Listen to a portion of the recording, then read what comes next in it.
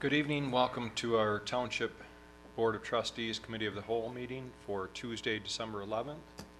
And Mr. Thomas, would you lead us in the pledge? I pledge allegiance to the flag of the United States of America and to the republic for which it stands, one nation, under God, indivisible, with liberty and justice for all. Thank you. I'd like to entertain a motion to approve the agenda for this evening. So moved, Mr. Chair. Support. Motion and support. Any discussion? All those in favor say aye. Aye. Any opposed? Okay, we will move now to public comment, and we'll start here on the left side of the room, and we'll go to the back of the room. And Mr. Ert, good evening.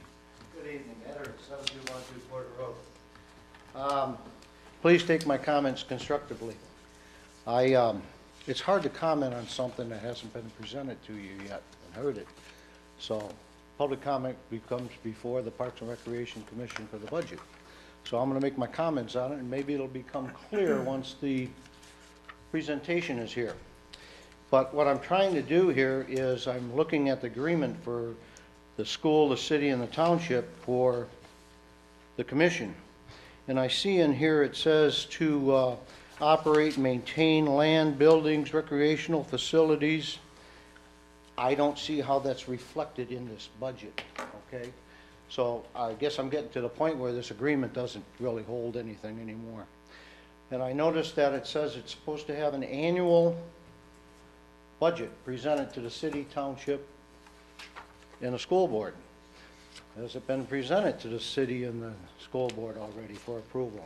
It says annual budget for approval or disapproval. Doesn't mean it has to be approved. And I'm not saying don't approve it, we got to make this thing work.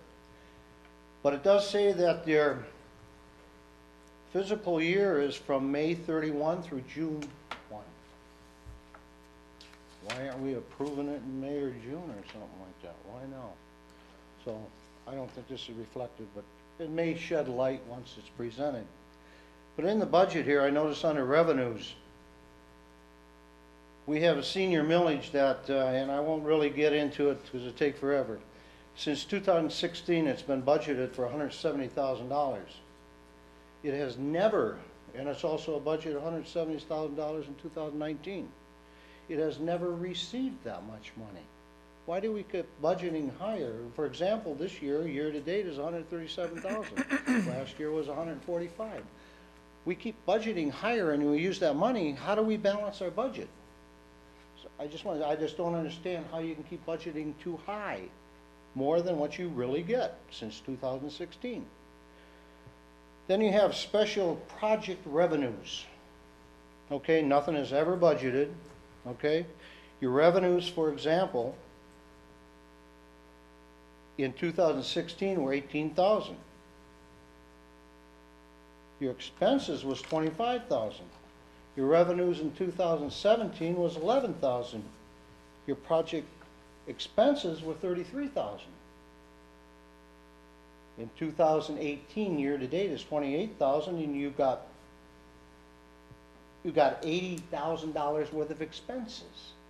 I don't know how you do this when you're spending more money than you're receiving. Now, I'll grant you, you might be able to explain that to me somehow, but the two lines don't match up.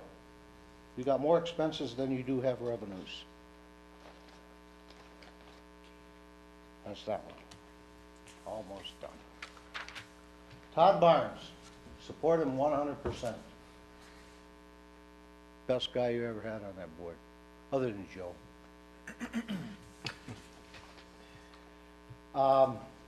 The last one is, you have on here, the board will consider a motion to approve revised fixed asset capitalization policy. I hope that the assets that we have at Bicentennial Park are included in that. Thank you. Thank you, Mr. Ert. Anybody else have any comment? Okay, seeing no further public comment, we will move on to our board presentation, and we have with us Director Kay Edson from the Parks and Recreation. And good evening, Ms. Edson. Good evening. This is right up here. Yeah, that podium got moved a little bit closer this week. I don't know. I feel like I'm part of the board here. I like that. That's great news. Hey, we're part of a team, Kay. Yes, yes. So good evening. First thing that I wanted to correct for you is that on the budget that you received from us, under total revenues for 2018, that should read $1,028,095. I'm not sure exactly how that happened, so I apologize for that. Our budget for 2019 is just slightly higher than 2018. It's $1,039,437, so an $11,300 increase, or 1.1%. The total combined appropriations from the governmental units is 27.5% of our budget. Through our programs and events, we generate almost 60% of the budget, and we have just a few significant changes to the budget in 2019 from 2018. Those were highlighted in the accompanying memo to the budget. Our salary seasonal, for basically ever, we have had a part-time person who cleans the center, and we lost that person last year, and we're unable to find anybody to replace them at a $10 to $12 wage. So we have hired a cleaning service. So you will see that increase reflected in the senior activities contracted. And we have reduced our salary seasonal accordingly, but then also included for the increase to the minimum wage to $10 an hour. Our technology and office update, those increased fees reflect our new registration program. For the general programs, it's $4,800 a year, and for the senior center, it's $2,400 a year. And we reduced our credit card bank fees as we found a new credit card company to deal with. They project a 40% savings. We're budgeting a little more conservatively and going at 15%, just to see how that pans out for the future. Just to answer the question about the senior millage, our fiscal budget has been January 1 through December 31 for as long as I've been here, which is almost 34 years. So I don't know when that got switched from the agreement. The senior millage is on the county fiscal year, which is October 1 to September 30th. So the figures in there for year to date for us are through the end of September. So the figures look low, but it's the money that we've received from January to September from the senior millage, not from October to September. So that figure is always just a little bit off. So those are kind of the highlights. Everything, not much has changed. On the credit card, just real quick. Do I'm you sorry? get on the credit card fees? I know you're trying to lower them. Do you Right. get the card present, or do they give you the card over the phone? Or? Well, we do a lot online. Okay. Probably, we're close to 50% of all registrations are online now. Online. Okay. But we do have a machine in the office as well. Okay. Mr. Chair. Yes, Mr. Massey. Director, I have a question. If I understood you correctly, you say the 2019 budget is less than the 2018 budget. No, it's increased by just over 11,000. What So- is the 2019 budget? That is in the very last column. I mean, give me that number again that you. Okay, $1,039,437. Oh, that's where I missed it at. Okay. I only had $37. It's $437. Thank you. Yep. Yes. Mr. Atkins. Just a couple questions. So, one, let me go back up to this other page. Hold on a second.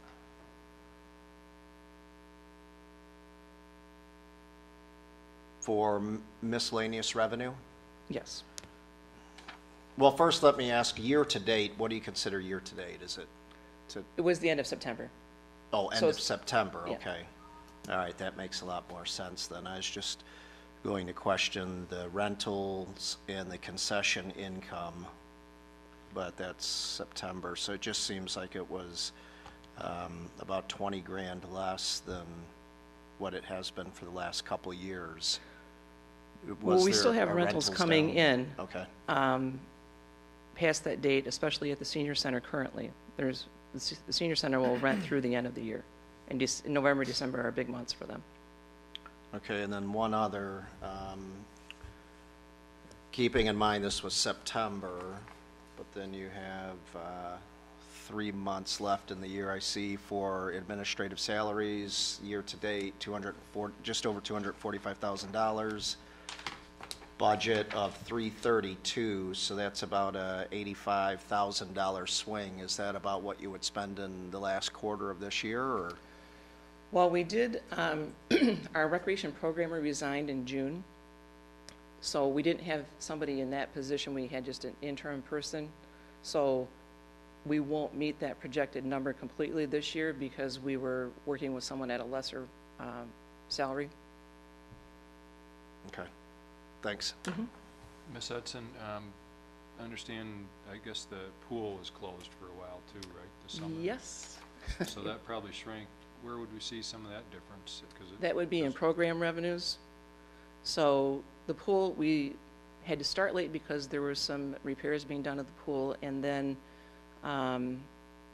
we were able to only get through half the session because then the pool was closed down again, and it's closed until the first of the year.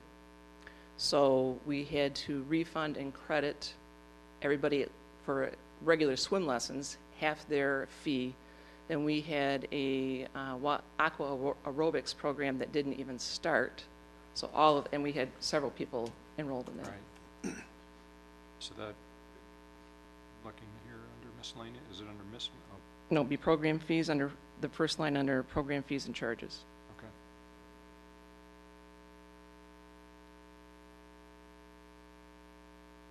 So we weren't able to recoup that obviously with the pool closing.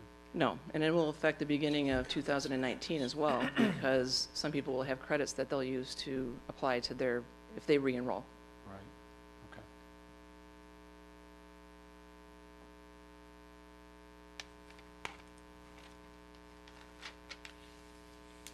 Anybody else have any questions or concerns?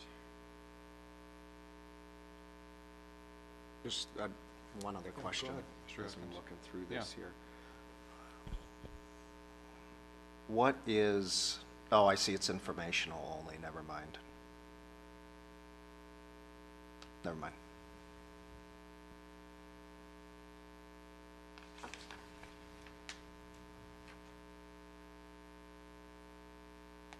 Do you have any questions? Mr. Chair, Yes. one question for the director. What is the minimum age for the pool? The what? Minimum Age? Yes. We have kids in there as young as 2. We ask that they are potty trained before they're brought in. So it varies. Some people aren't as, don't follow that as well as others.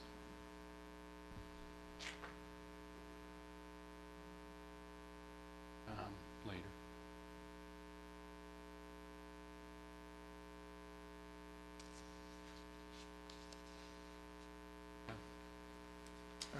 Question, Ms. Hudson. So I'm just kind of looking, maybe you addressed this, and I didn't quite catch it, but the budget for salaries, wages, those type of things, Mhm. did you incorporate a economic adjustment? Do we increase salaries? Yes. As I said before, our programmer resigned, who had been with us for 6+ years in June. When we hired the new programmer, they were hired at a much lower salary. I anticipate that I will retire at some point in this year, and so there will be an adjustment for the new director, et cetera.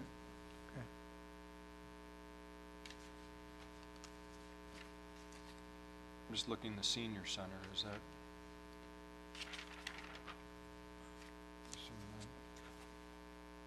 See senior activity contracted, that's what you're talking about on the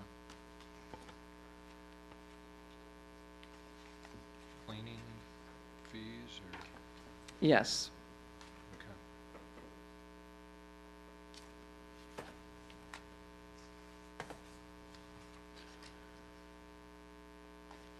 Okay, anybody have anything else? You want a minute to look it over? Just 1 second. Sure.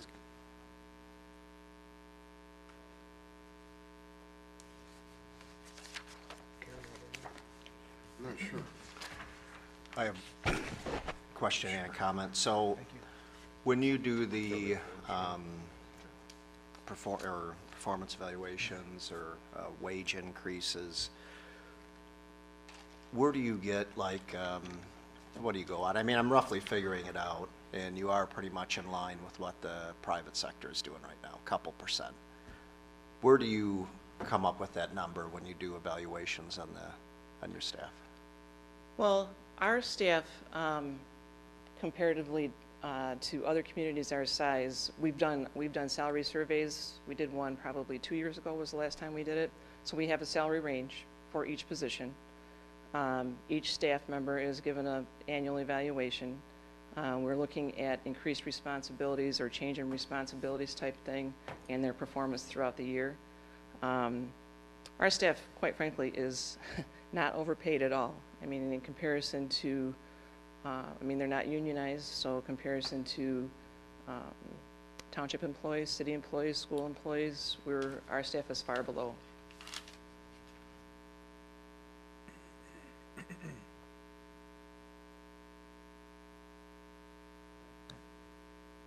All right, I think later in the agenda, we're gonna talk about, under future agenda items, something that involves parks and looking at our contribution, but Mr. Thomas asked to have that added. Mr. Thomas? Kay, I don't have my notes in front of me, but did we make a budget adjustment for the operation fund to take care of the lagging healthcare? Not at this time.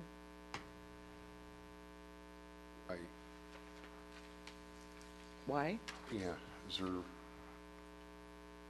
we're running about, what, 32 behind on the healthcare? On the right now? healthcare, we owe the township about 12.5 or 13.5. But, did we fix it for next year? Yes, yeah. That's what I was asking. Oh, okay. Yeah, And I think under your agenda item that you asked to have added later, we're gonna, I thought Yes, we'd sir. probably bring that up under that topic too. That Thomas. comes from 3 or 4 years ago I when know. we just didn't have the funds. So 1 year we only made 3 payments to the township instead of 4. I just And wanna so make we've been sure that making we- 4 since then, Right. and we're trying to One of- catch up. I just want to make sure that it's corrected in 19's budget. and Yes. I don't have my note. Yes, we'll be okay in 19. Mr. Chair, Just, yeah, Mr. Massey? go ahead. I think you had a question. Just, one of our public had brought up something with regard to the senior budget, 170,000. I'm looking for that in Trustee, here. isn't it? So that would be in the very top section of revenue, Mhm. under county senior millage. Right? And so that was what I was mentioning earlier, is that the county budget is October 1 to September 30th. Our Okay. budget is January 1 to December 31. Okay. So it, it just never coincides. Never lines up. No. Okay.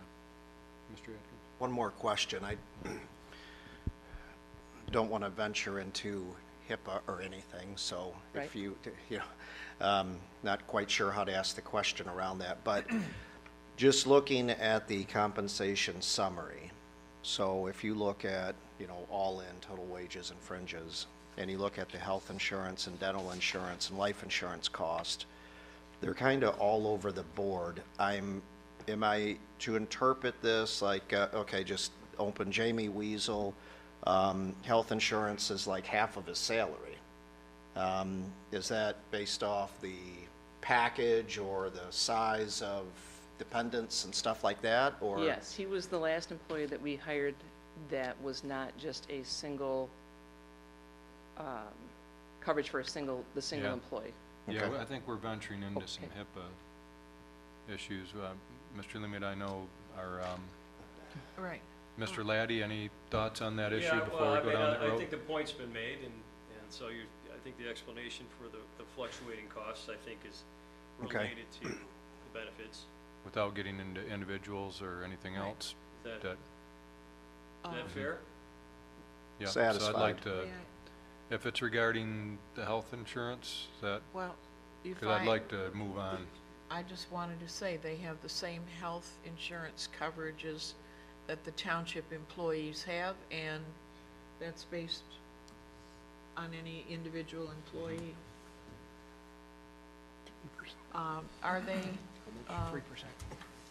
we're changing, I don't know if it applies because you're not our employees, but we were changing, or Superintendent Lehman had proposed changing from $1,200 to $3,500 in lieu of insurance. Are you aware of that? Yes, and we changed ours from 1,200 to 2,000. Okay. All right. Thank you.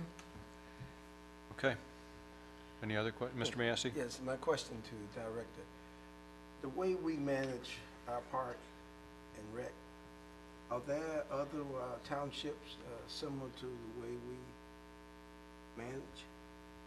I mean, in terms of how our agreement is set up with 3 entities, or Yes. that, or other municipalities that have, Nope. I don't know. Nope, No. we're the only one. Well, Davison tried it. They tried it with the city of Davison, and I believe they had 3 townships, Richfield, Davison, and is there another township out there? Maybe the city So, of I'm Davidson. sorry, it was two townships, the schools and the city. And then I believe that Richfield Township dropped out, so I don't know the current structure of where they still are. I know that Richfield dropped out for sure. And then in,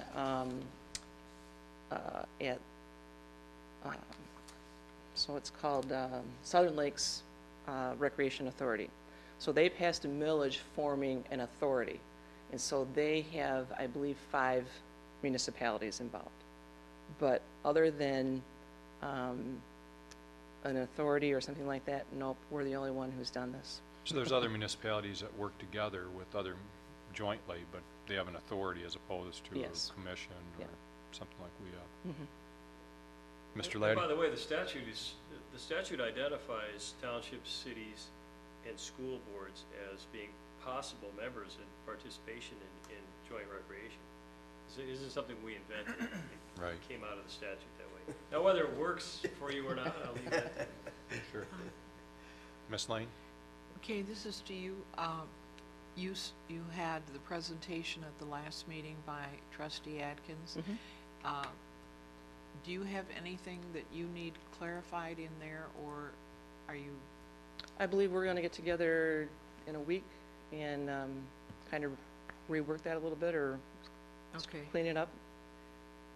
Right. So, Our Okay. intention is to be supportive of Parks and Rec and not have so many hoops to jump through, so. that would be great. Okay, I think for right now, but I think we've got something on the agenda a little bit later that maybe you can give some input on, okay? All right, thank you. Thank you. All right, now item 5, we'll review the Township Board agenda for our meeting for Thursday, December 13th. And we'll have a privileged presentation by an Eagle Scout candidate with some of the work that he's done here in our township. Some great work that he's done. We'll approve some minutes, so if you haven't looked at those, take a look.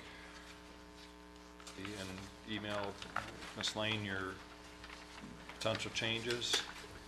In the consent agenda, we have treasurer's report, so feel free to email Mr. Guzek any questions on that. Item B, we have a motion to reappoint some individuals to our Board of Review.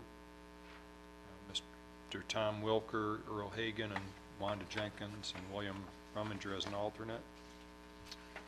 We will have a motion to reappoint Trustee Al Mansour and Monica Shapiro to our Metro Alliance. We'll have a motion to appoint Deborah Honay to our Zoning Board of Appeals. Also, a motion to appoint Todd Barnes, who's our current Chair of the Fire Commission, to reappoint him. We'll also consider a motion to reappoint Tom Pettit to the Parks and Recreation Commission. And then also to reappoint Rebecca Anderson to the McFarland Library Board. And I know a couple of board members have proposed another individual for a vacancy. And anybody that's interested, we ask that they complete one of the applications we have online for interested board members, commission members, and submit those to me so we can bring them before the board. Item H, the board will consider a motion to approve the proposed DDA Citizen Advisory Council as recommended by me. Item I, the board will consider a motion to approve Rowe Professional Services District 8 Sewer and Dort Highway Water Main Loop design proposal for $22,600 and authorize Township Superintendent to execute all contracts. Supervisor Bennett? Yes, Mr. Lehman? Just for the, was not included in the packet, was inadvertently left out when it went out on Friday night. In the executive officers meeting this morning, it was determined that we would add it back in and so that we could take care of the business. And both Mr. Wheatley from Rowe Engineering and Director Sears are here since it was a late ad. To answer any questions or kind of walk the board through it, so you have a couple of days to consider it before Thursday. So, Yeah, if you guys, if they could walk us through it, I think our board would like to hear what we have going on. Pass out a map here that might help.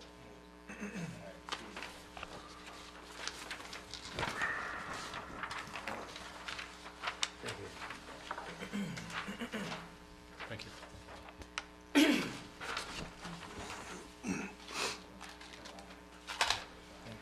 I know you don't. I mean, you ignore me all the time, but you know I'll be in court. Thank you. Say, this isn't on the agenda, it should You not want be this? presented.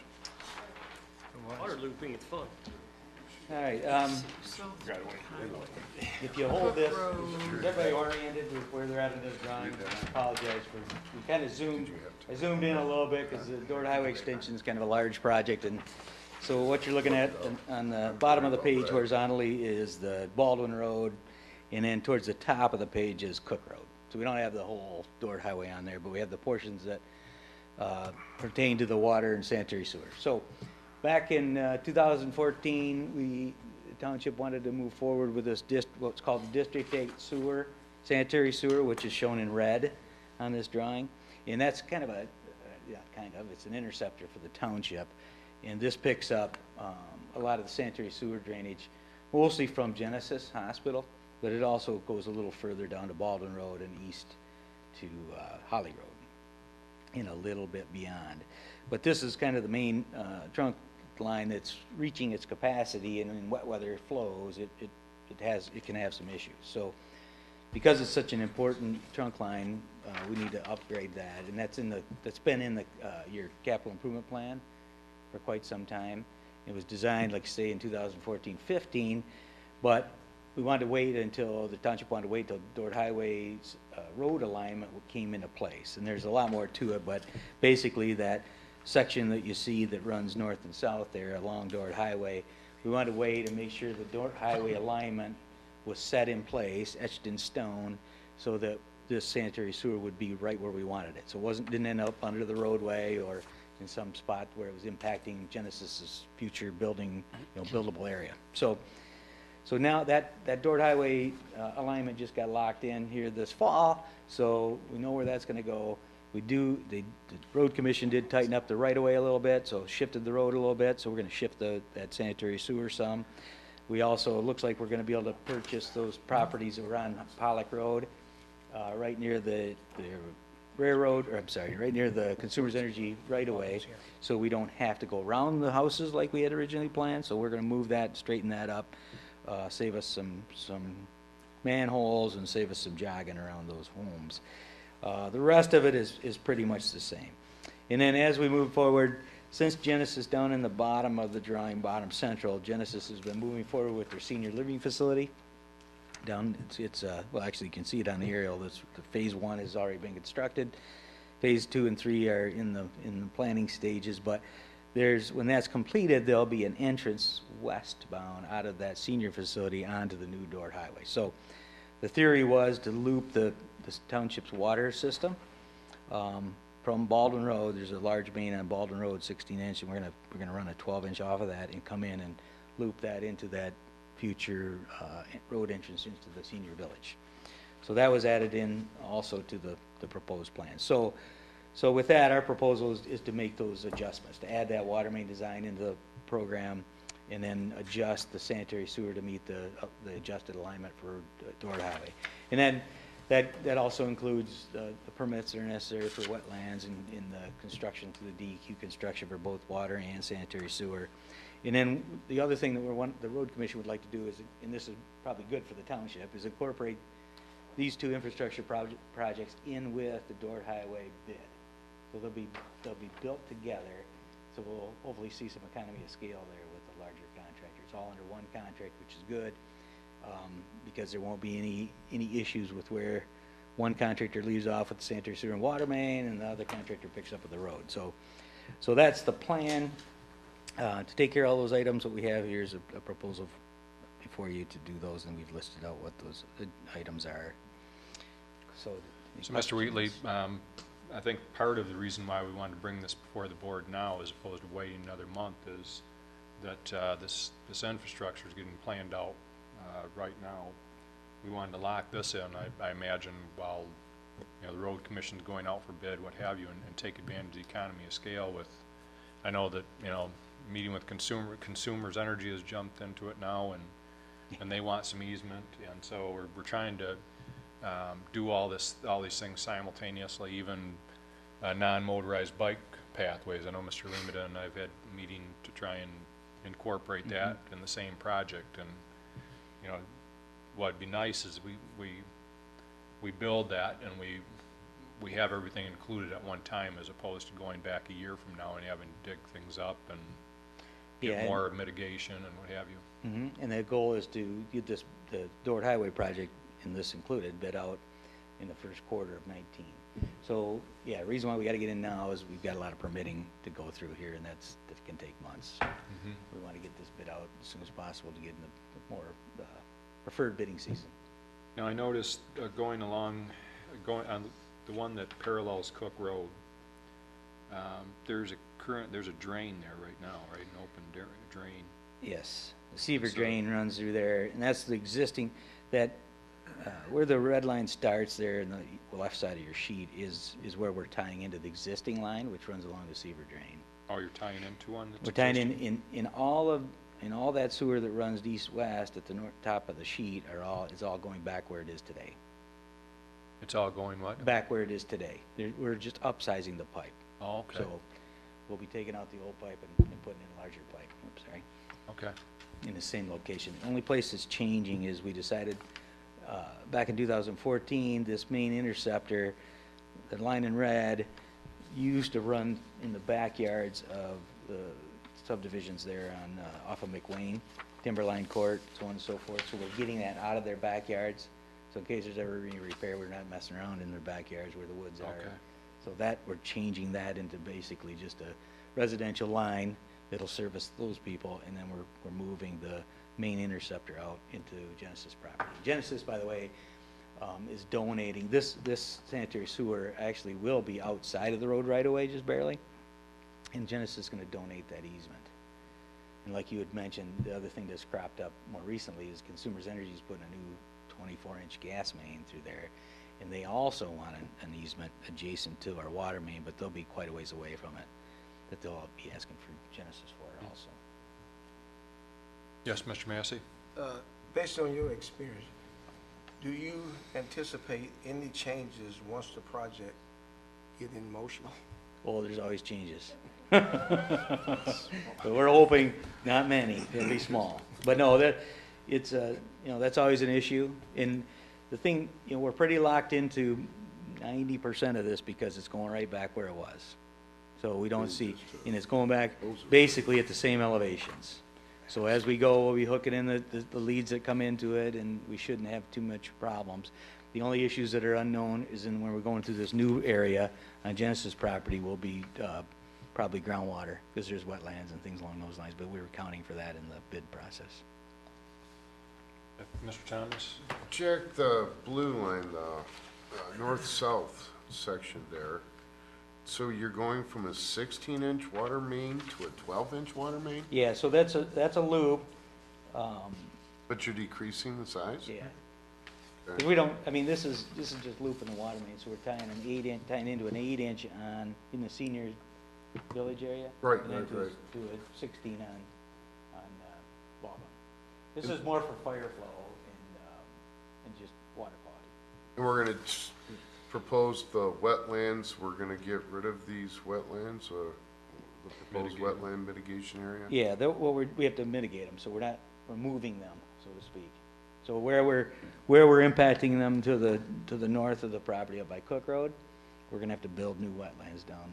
I don't wanna jump the gun here, but I know that during the lame duck session right now at the state legislature, they're talking about taking that, control. Yeah, they're looking at, through the wetlands, they're talking about the waters, Right. changing the waters of the states, which the federal government is doing also. And what that does is right now, the way that waters of the state can be considered are really what's called a hydraulic connection to county draining, which it's hard to determine what that means. I know. So But you it'd get be- into these real small wetland pockets that are the size of this room or less that are being regulated. And so what the new legislation says is that unless there's a surface water connection, direct connection to waters of the state, which are usually county drains and rivers, then they wouldn't be regulated. But in this case, we're already way into the DEQ permit. We've gone through the public hearing portion. We've done that already? Yeah, so we're getting towards the last, I mean, that I would was say the done in- last, but it's still gonna take a while. And you said this was planned since 14? Yeah, we've been working on this, well, the plan's been on hold for a couple of years. So the design was done in, I think, in the 14, 15. In preparation for the Door Highway extension? Well, the Dort Highway came on a little stronger and looked like it was gonna be a reality, so we said, let's wait on this. It looks like we can get through, there isn't gonna be a lot of development in this area, and we can then align it nicely with the Dort Highway, so we don't end up with problems, I guess. And last question from me, ballpark. How much do you think this is gonna The cost? cost us? Ballpark. Sanitary sewer is gonna be around 2.4 million, and the water main should be around 200,000, so about 2.6 total. And the advantage, and one of the reasons why we see everybody jumping on this project, is because the mitigation, all the permitting, all that's been done. So if you wait a year from now to go ahead and put your gas line in, or put sewer in, whatever, then all that mitigation permits have to be repeated, right? Yeah, right, correct. So the best time to do it is when somebody's Yeah. already done all the Likewise with the trail, we're including Right. that, all into the permitting process, so we got that taken care of all at once. Mr. Mansour? So, Mr. Wheatley, a couple questions for you, please. So, the red line at the north end of this package here, it says proposed 24-inch. What size is in there now? 18. 18. Okay. Toward the bottom, I see, obviously, the blue line is water, fresh water going in. But is there going to be a need if we're adding a 12-inch water line? Are we going to need to consider sewer for that? No, no. There's sewer, there will be sewer in the Genesis Senior Living Complex that we can extend if we needed to. For instance, the only place that would be, that's possibly left to build there would be that area that's beyond, to the west of where it says 20+00. Hmm. At the end of that blue line, they may put something in there, but we can run a lead over to that. But that and actually the actual building of this is going to be predicated on the future Genesis Senior Living Complex actually getting built, right? Yes. So you'll Well, do the we'll stub engineering it for it in. now? They'll connect to it. Okay. They've got the water main and sanitary sewer is already built into the first phase, to the end of the first phase of that senior village Okay. system, and it's all been laid out. So we took their layout and superimposed it in here, so we know where everything's gonna match Okay. up. And they also have, I mean, it's looped pretty well, because they also came in on that senior village, and the first phase looped back out into Baldwin Road itself. Mhm. So this future loop will be for those two, mostly for those two future phases. Okay. And then I guess the last question here is any of this area included in the DDA zone? Yes. All of it. Well, All of it? except for the part west of The the extension, proposed right? Dort Highway extension. Okay. Thank you. Ms. Lane? One of the questions we're always being asked right now, This piece here. when will you start this project, and when will people start seeing some digging for the Dort extension? Just to guesstimate. I'd say, well, if we're living clean, late spring. Late Or spring was yeah. for our project, and then Dort, Well, our project will start first. okay. It'll probably start first with land balancing for the road project. Because Whatever that means. this is the deepest, and the stuff that's gotta get in and out of the way. There'll be a lot of stuff going on out there at once. Consumers will be out. There's people out there right now, get emails and phone calls that basically surveying, and Yeah, there's a lot of utilities there's that a run lot through going that on area right anyways. now with that, yeah. Ms. Lane? May I ask another question, Mr. Supervisor? All right, with all of this construction going on, I think one of the questions we'll all get is, where is all the construction equipment gonna go in and come out? Are they going to use McQueen Road? Where do you anticipate they will get access and they will come in and out? Good question. A lot of them, they'll come in off of Baldwin Road or McWayne for that sanitary sewer. Because you gotta get, for sanitary sewer, that's the, kind of the only way in to get to where it starts. Once they work their way towards the east, you know, they'll build they'll have some road roughed in for the Dort Highway off of Old Cook or New Cook, I call it. So they'll come in from that area too. And then also Pollock. They'll be coming in from a number of different ways. We'd like to keep them off McWayne as much as possible, but they'll have to be in their low event to get to that sanitary sewer portion. Are you gonna need traffic help if you're using Pollock out there at Holly and Pollock Road? Oh, yeah, we'll have traffic control set up. Okay, They won't be doing anything out at Holly and Pollock, but down at obviously Baldwin, Cook, and There's Pollock. room next to Seaver Drain for traffic to go along. yeah, there. Genesis will probably provide some area for the contractors' laydown area.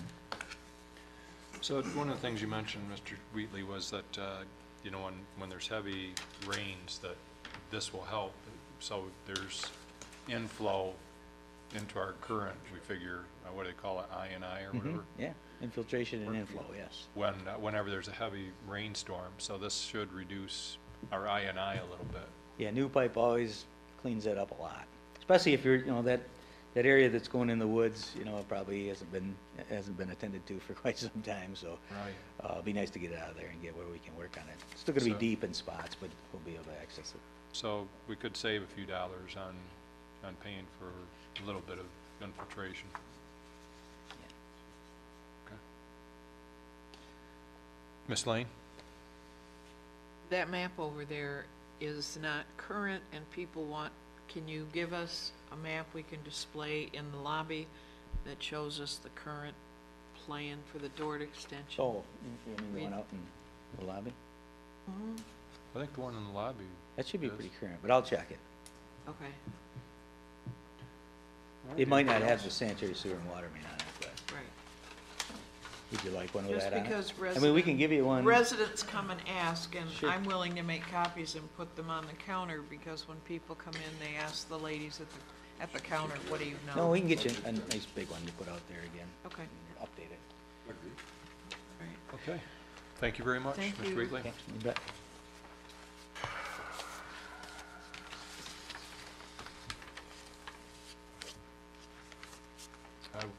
Also, we will have next on the agenda for Thursday, we will have a public hearing for our general fund, special revenue funds, Department of Public Works budget for 2019, and the property tax millage rate support the proposed budgets will be the subject of the hearing. Under operational issues, we will be considering a resolution for the 2019 general fund budget. Same for the special revenue funds budget, DPW budget, fire commission budget, parks and recreation budget. Also, the board will consider a motion to approve a special meeting of the Board of Trustees on December 21st for the purpose of approving a second accounts payable for December, as the fourth Tuesday meeting is canceled due to the holiday.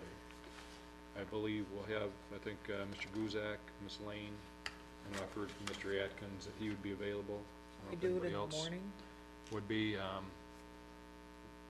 the 21st is what day of the Friday. week? Friday. Friday. What would be available for you, Mr. Atkins?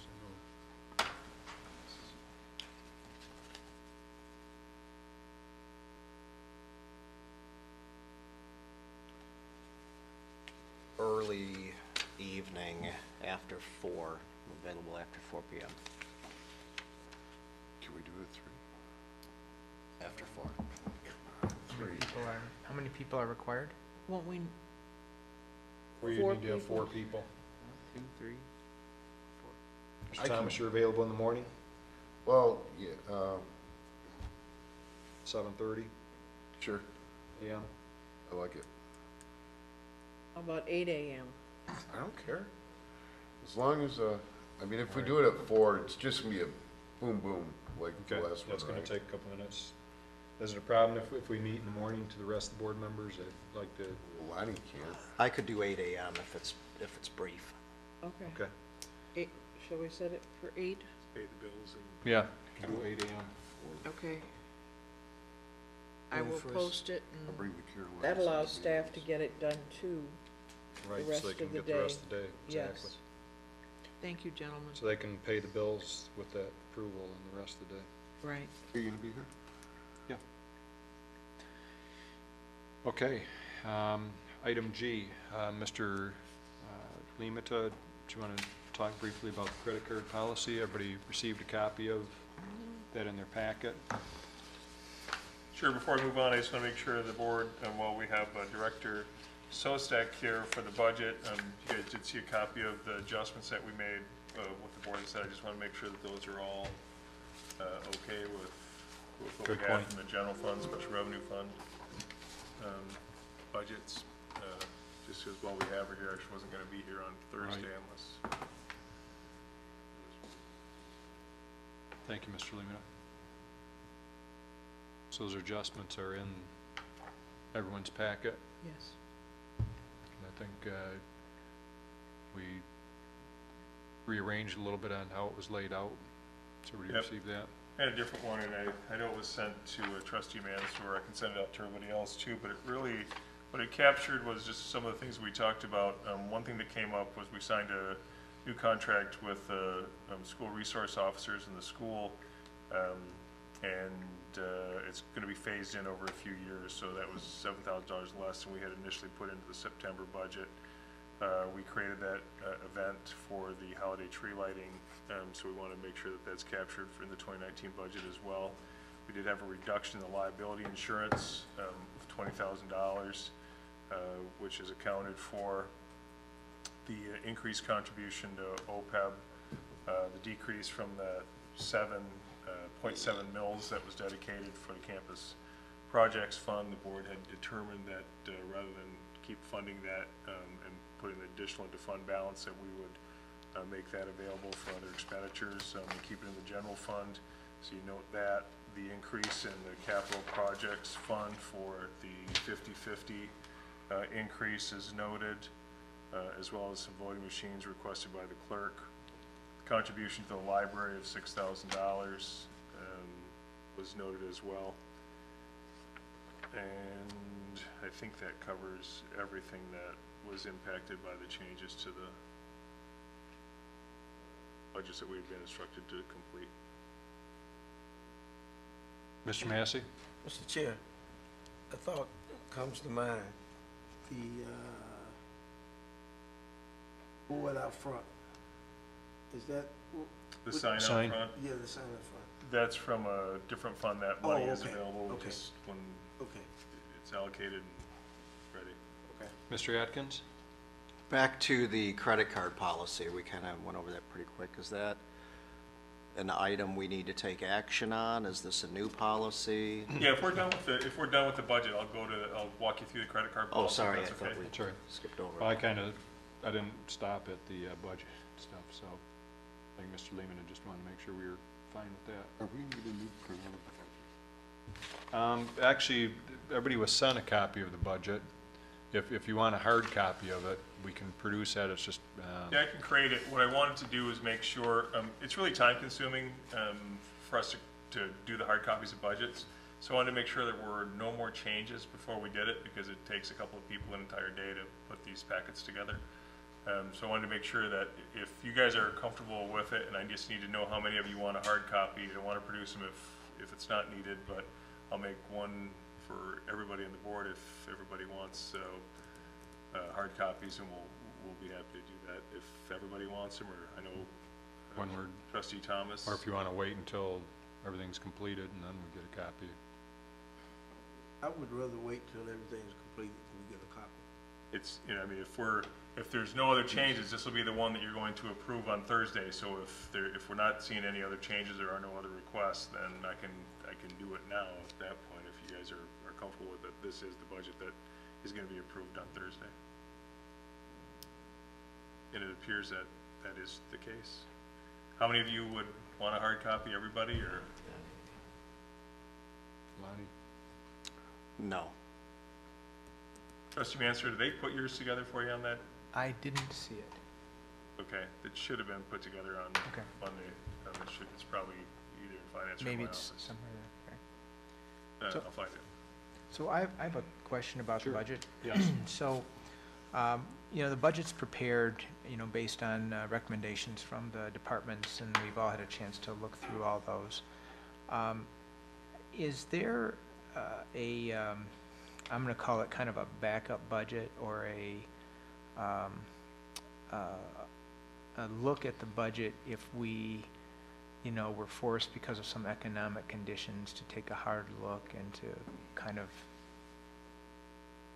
reprioritize some spend? Have we done that before, kind of a contingency budget? We don't create a contingency budget, and one of the reasons being obviously is with our funding, we know that our tax bills that just went out, and that's our funding for 2019.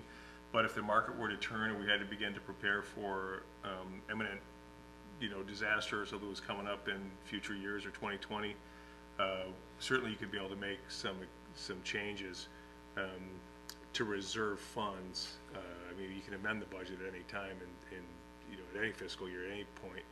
If we looked like I wasn't with this board, I was with another municipality when we went through the recession last time. I know, talking with especially Treasurer Guzak, they made some pretty tough choices here when they had to just lop $1 million out of the budget, year after year as the revenues fell. I mean, we lost about a third of our taxable value during the recession. We're still clawing our way back up out of there. We're not there yet. So are we nimble enough? The toughest question before board members when that occurs is that you have to make questions about there's certain services that we have to deliver, and then there's some that we don't. So what becomes expendable if you have to cut something? Is it the number of law enforcement officers out there? Do we eliminate any road funding? Do we cut snow plowing? Some of those things that are nice to have, but we aren't required to provide. We still have to do assessing. We still have to do tax collections. We have to run elections. Outside of that, you've got a $15 million general fund budget that is really discretionary on what you're going to do, and so we can be pretty nimble. You have to make those cuts, but like I said, our revenue stream is going to come in for the year at least. We know what we're dealing with, and we have to be prepared for the year in advance. Which So is part of 15 the point of keeping 15% of our general fund. If if you guys are comfortable with that level where we keep 15% of our general fund expenditures in reserve at all times. If you look at imminent economic downturn that you have some very real concerns, the board could make a decision to change policy to increase that level of the general fund reserve, maybe to 20% or something if you had some serious concerns, but maybe we should have more in a rainy day fund, as it were, which you would be able to do relatively short basis. We've all some tough choices, but yeah. Well, one of the things I too think also, Mr. Limita, that we've been doing the last, what, 3 years now, putting about $1 million, over $1 million against our unfunded liabilities. And, you know, I don't know how long, you know, what prior boards have done in terms of unfunded liabilities, but certainly we've been putting a substantial amount of resources towards that.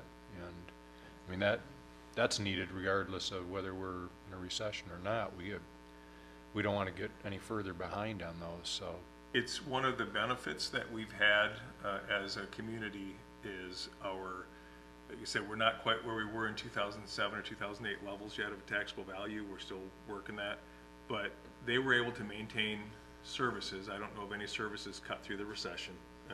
We took care of some positions through just general attrition and didn't have them filled, but it had to go through several years of cuts. But now that the tide turned and we've been able to grow for 5 years in a row, a little bit back on taxable value every year, one of the things that the board has done every year is take that money and put it towards unfunded liabilities.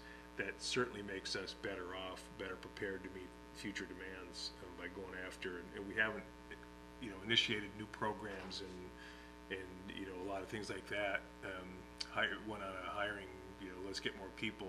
We've managed to do it with the same number of people without cutting any services. That I don't think residents can tell you if they feel like they've had a pinch in services since 2007, even though we lost about a third of our taxable value and revenue stream was really handicapped.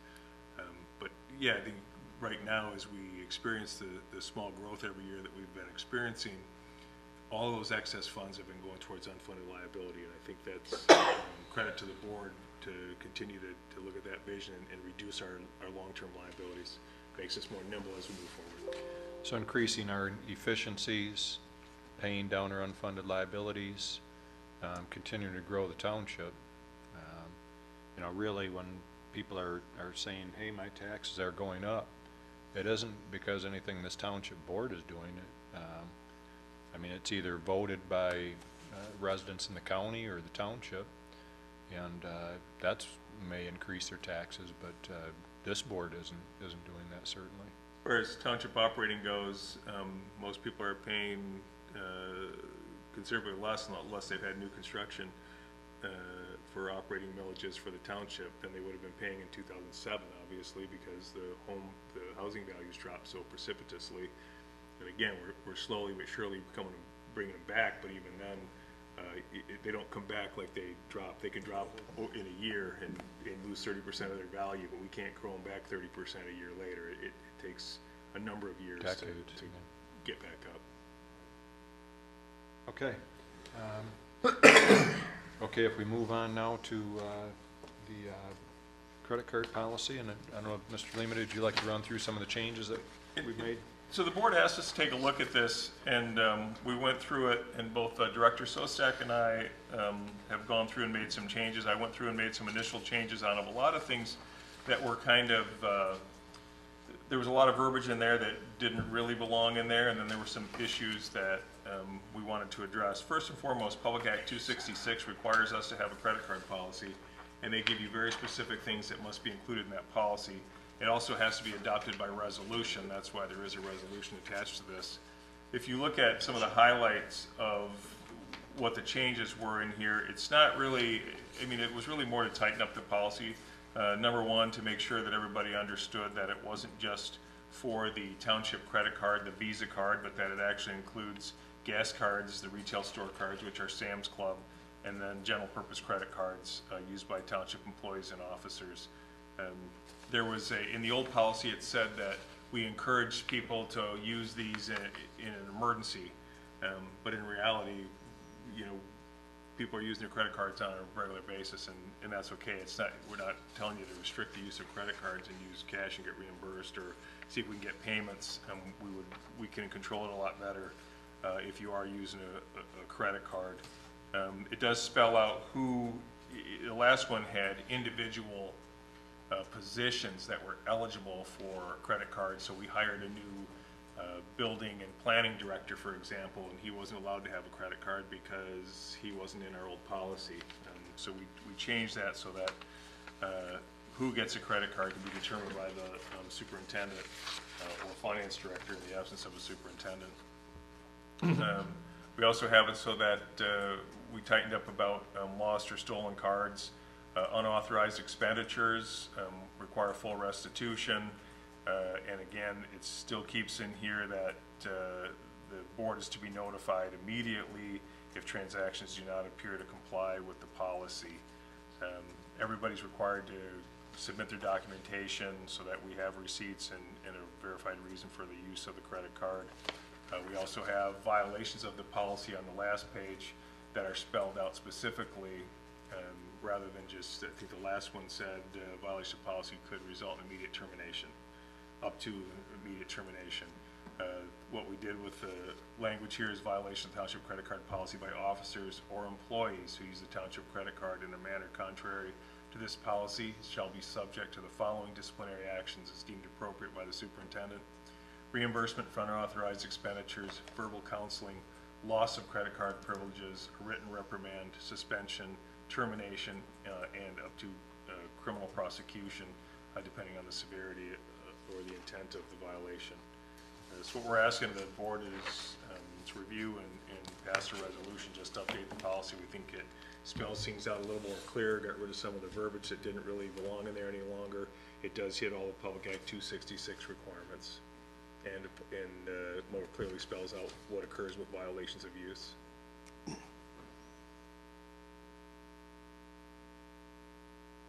I think it's very thorough. And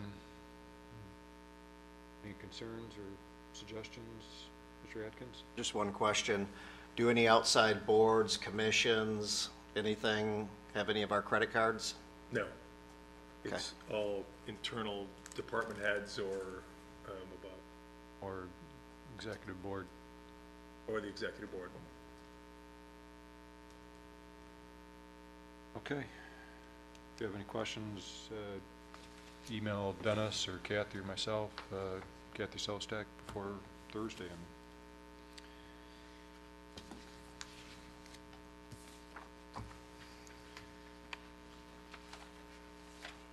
Next item on the agenda is the revised fixed asset capitalization policy. Everybody received a copy of that policy. Mr. Limita, Ms. Sostak? Yeah, I'd really like Director Sostak to walk you through this, and this is really something that we've been talking about for quite some time, and Director Sostak was able to really go through, and we think it's important. We also talk about even some of the items that we wanted to have a little bit firmer control on that are non-capitalized assets, smaller amounts, but I'll let her walk you through the policy and why we think it's important. Yes, this policy is just is a revision to the previous policy created in 2007. It states here the purpose. There's some items that we further elaborated on and further defined in here. The purpose of the policy, primarily to comply with governmental accounting standards. And we want to make sure that all assets of the township are properly accounted for. And for instance, like with insurance coverage, we're typically asked for a listing of assets, and that's what we rely on our system here. And then, of course, to comply with any regulatory requirements. And this policy will be applied to any assets that we currently own or purchased in the future. Goes on further to define the capital assets. The primary change of this, or the reason why it came before the board with this policy, was to increase the capitalization threshold. In the past, it had been $2,500. We're asking to increase that to $5,000. Government Finance Officers Association, their recommended policy is a minimum of $5,000. And the capitalization threshold is primarily for financial accounting purposes. That's the point at which we capitalize the assets, which means we track them over the life of the asset and depreciate it over the life of the asset. So it would be an asset that would be recorded on our financial statements. Anything below that, it's not that we're saying they're not important, it's just they'll be expensed out in the year of purchase. Actually, that very last page of the policy, or actually, I'll get to that as we go on here. And then it talks about the depreciation method. We added a couple items that hadn't been under the number of years that items are depreciated. There's a couple of things that hadn't been considered in the last policy, and a couple of them are like software, probably is a newer item, maybe hadn't been in the past, and water meters. And we also talk about how it's being depreciated in the year of acquisition and year of disposition. We do a half-year depreciation. The rest of them, the life of the asset will be a full year. And then under the other considerations, we added a disposition of assets that it must be in compliance with the township's purchasing policy. And then lost or stolen assets too, that they be reported immediately to the superintendent, and then also to my department so that we can properly account for them as well. And then number 5 is the control over non-capitalized assets. And this is where we're saying, we're not saying that assets under 5,000 aren't important, because they definitely are. But this here is basically giving that responsibility to the departments to account for them and to keep a listing of the assets. For instance, the IT department obviously needs to keep a listing of all of our computers. You know, can be very important assets, and, you know, something that can easily, you know, be stolen or misplaced. So we definitely want those tracked by the individual departments, but they just won't be capitalized and put on our financial statements as an asset. Ms. Sostek, so with regard to items that are capitalized, I would imagine serial numbers, things of that nature would be part of that tracking, or the information that we gather? Yes, the BSNA software has a fixed asset module that we keep track of all that. So for instance, like a vehicle that was purchased, we track the VIN number, the year, everything. Okay, model, yeah, all that. All that documentation is put in there. So tractors, you know, front loaders, whatever, all Yes, those things. those are all on there. Okay. And then who keeps all that information? Does that stay in your office, or? Yes, my department tracks that. We update it Okay. annually prior to the audit. Mm-hmm. That's updated. Any assets that are disposed of during the year, we delete, and then obviously any new assets. So on will an be added annual to it. basis, I don't know, in December, you'd go through and say, hey, do we still have these pieces of equipment in our DPW? Yes. Do we still have Yeah, we these? typically do it at the beginning of the year. We wait for our fiscal year to end in December, Okay. so usually January, February, in preparation of the audit in March. We do Okay. that. All right. Yep. What about, so what about buildings and that kind of thing? Are those? Yep, that's all tracked. Yeah, actually, the listing here, you see on the second page, Mhm. buildings, building improvements, water, What sewer type of lines. information, though, do you gather for those? The buildings, it's historical information, the best that we have at this point. We typically have the year that it was purchased, the purchase price, a description So of it it. isn't like deeds or anything like that? The deeds are not tracked, not tied to the Okay. system there, no. Somebody has to have them, but not Yes. parties. They're not tracked in our Okay. Right. fixed asset system, no. Okay, I just wondering if there's any overlap with what we want to do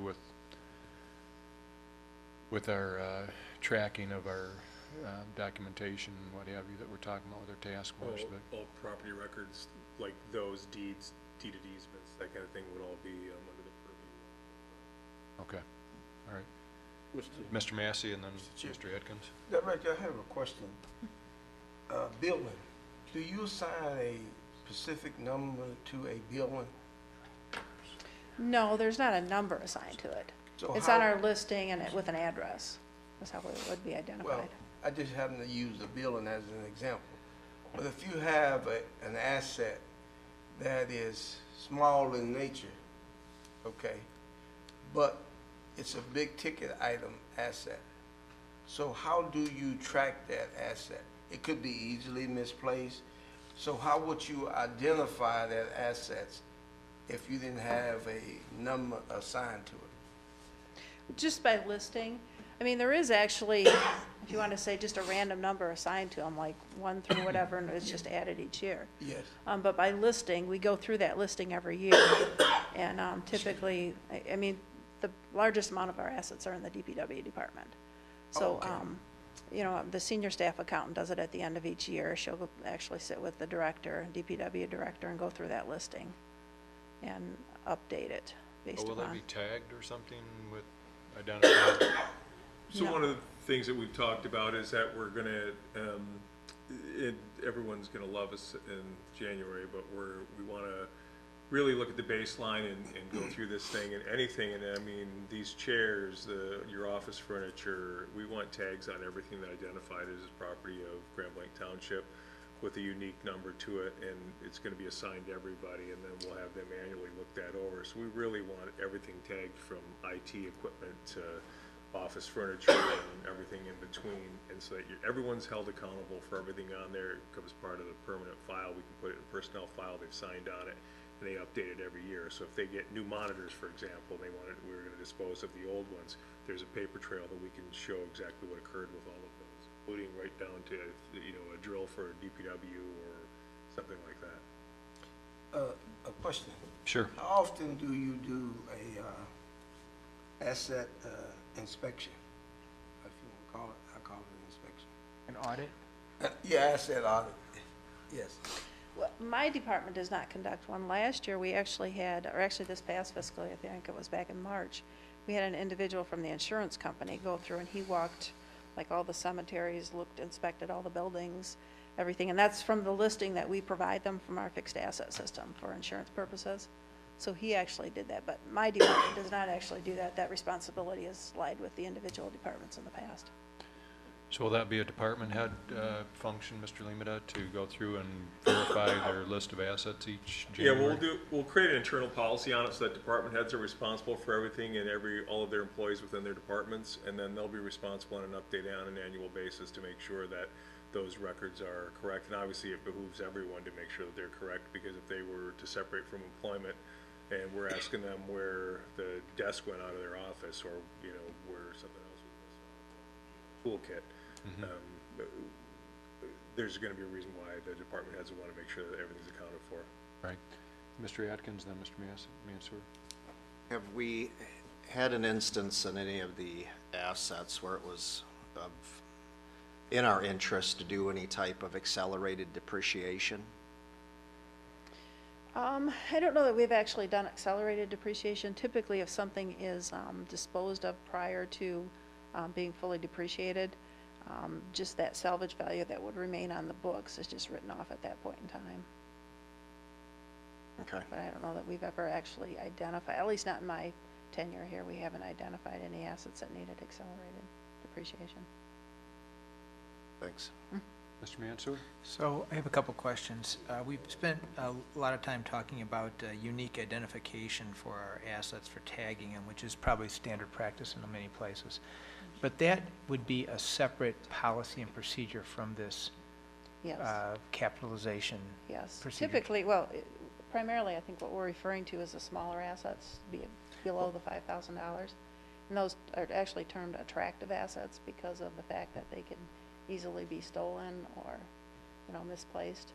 So, yes, we do actually plan to, the superintendent and I have discussed that, and we plan to bring forth another policy addressing those issues in the future. Identifying unique identification Yep. and tracking and yeah, auditing actually and all to that. have inventory tags Yep. prepared and placed on each of the assets as well. Second question is, there's quite a range of life depreciation in some of these things, 10 to 50 years, 3 to 10 years, 3 to 20 years. Is there any kind of, kind of guideline about how you pick within that range, or is it? It would be addressed on the individual assets. Yeah, some buildings, are not built as well as others, and obviously aren't going to last. You might. So that's A our brick building could discretion, last you I guess? 100 years. But, pardon? Is that at our discretion? We It just is pick at that? our discretion, yeah.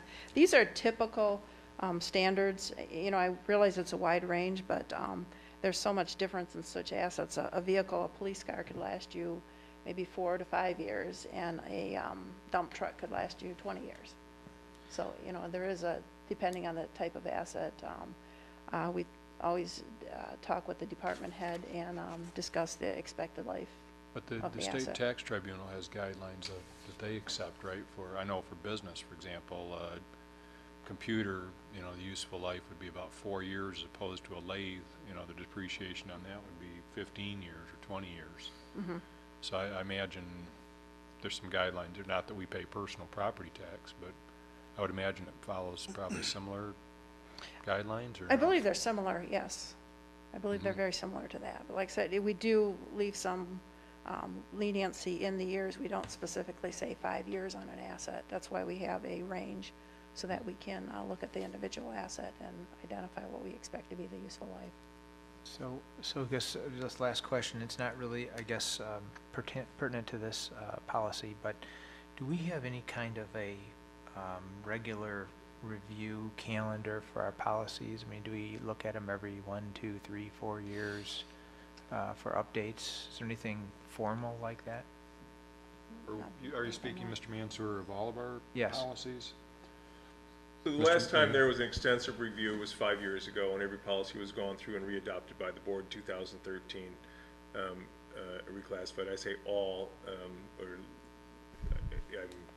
I'm being generous, because when I got here 3 years ago and I asked for the policy manual, there wasn't one, and I had a lot of unsigned policies, and they're like, well, I know we reviewed them, so I had to piece them back through from notes and meeting minutes. And we've created that since then.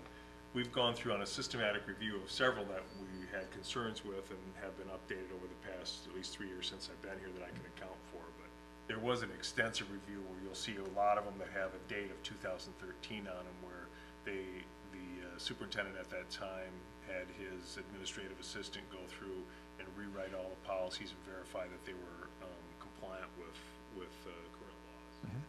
So it's been 5 years, although in that time I would say that we've probably reviewed the vast majority of them that past 5 years. And usually it's if there's a concern or there's something identified since we've been here, it needs to be updated. So you bring up a very valid point, Mr. Mansour. I think one of the things I'm going to propose under future agenda items is something along those lines. and Rolling, yeah. With looking at our policy and governing and tying those two things together, that needs to be a part of an annual process, is reviewing our policies, because you can't put together a policy and then never look at it again, and it's Right. 10 years later. There'll be probably triggers as if a law changes, but just in the sense of continuous improvement and, you know, just making sure that we're taking advantage of new technologies, we're, you know, keeping current, that we should probably have all the policies on some kind of a regular review cadence. Absolutely. Yeah. I know that one of the public brought up, you know, Parks and Rec, and certainly, I mean, any of our assets there would be part of this capitalization. Any township-owned Right, assets yeah. that were purchased with township funds that we would have on our books. Exactly. Other than that, I'm not sure what the Parks and Rec, we don't do the accounting for them, so I Right. don't know what their policy would be. Mr. Chair. Yeah, Mr. Massey? I have a concern. Mhm. It seems as though in the past, the township handled policies very loosely. They were very careless and reckless with these policies, which they really didn't mean it much. That's my personal interpretation of it. And how are these policies secured from, in other words, 5 years from now, if I am around and I want to retrieve a policy, where would that policy be found? I'm not talking about in your office. Is it in a secure place where it can be readily retrieved? All the policies are online in the O drive for the township, and everything. Again, we've rebuilt it. I can't speak before I got here. I know that they did a thorough review in 2013, and the board reviewed every single policy in 2013, so I think that they did take them seriously, at least from 2013 on. As far as keeping a regular copy of it, I always have a personal I have a copy of every policy in my office. Human Resources has a copy of all of the policies in their office. They're on the O drive. All the originals are signed by the supervisor and clerk. They're scanned in and kept in the O drive. And the clerk should also always have a copy of all the originals of the policies that she's holding, he or she is holding a policy manual. And Mr. Massey, I think, organizations and municipalities, parks, police departments, everybody, it kind of has a life cycle to it. And so, just like you hope your kids stand on your shoulders, I think township boards hope that the next township board kind of elevates the bar a little bit in terms of how they operate. And I think as we move towards, previous boards didn't have a superintendent that was full-time, that, professional to operate the day-to-day. And I think, as we move more towards that and get more comfortable with that, I think it's more important than ever that we have policies in place so that if we have somebody, as Mr. Lima, that's in charge of day-to-day operations, he has clear guidelines as to what is the policy. So when you call him up or I call him up and ask him to do something, it's like he can look at the policy and say, well, the policy on this says that I don't really have the authority to make that decision.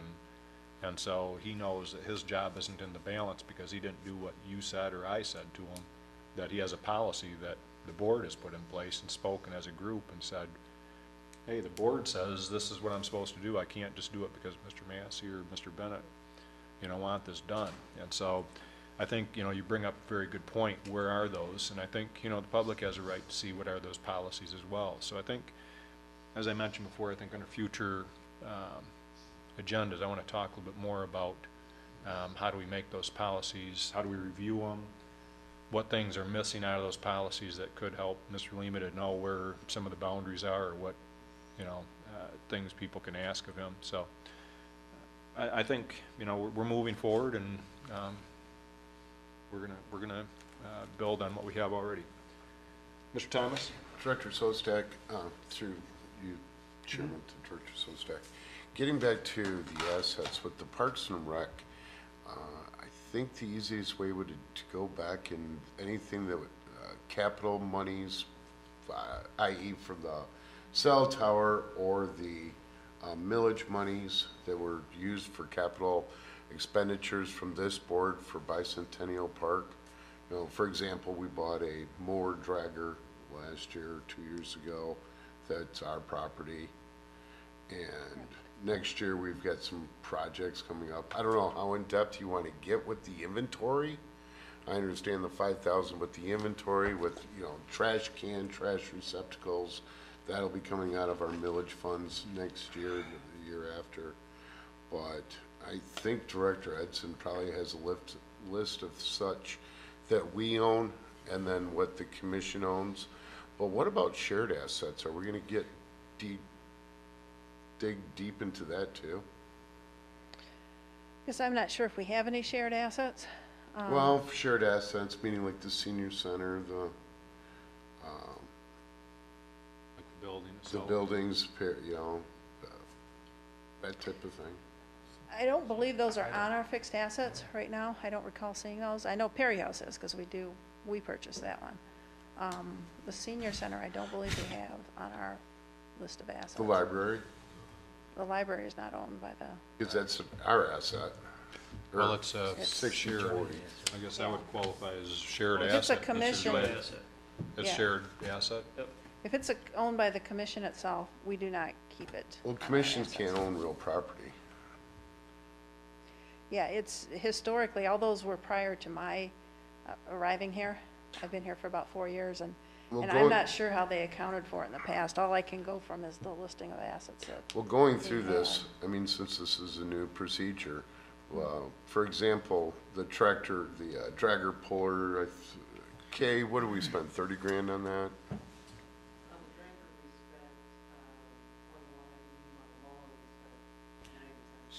I believe So those are with recent, were those just two- purchased this year.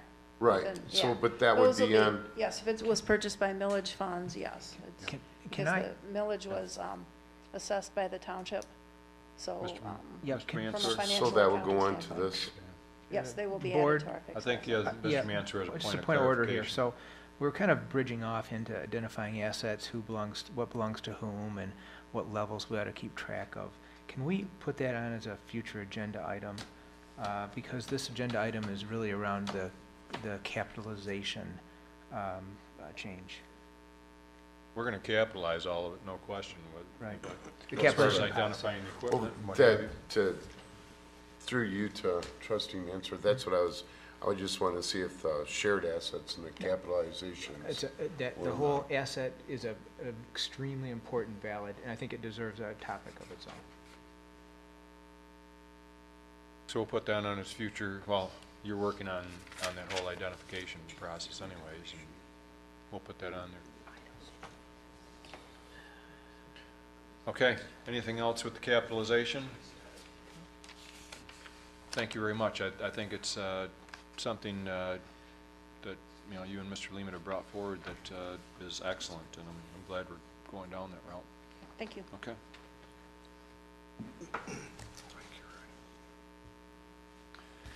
Item I, the board will consider on Thursday a motion to approve the adoption of the ordinance. It'll be our, I believe, our second reading, Mr. Laddie? Correct. So our third reading will be Who's none? This will just be it. two. This will be it. Yeah, well, if you adopt the second reading on Thursday, it'll be published for its final time, and we'll be done. Okay. Any thoughts or questions on that issue, or? Okay.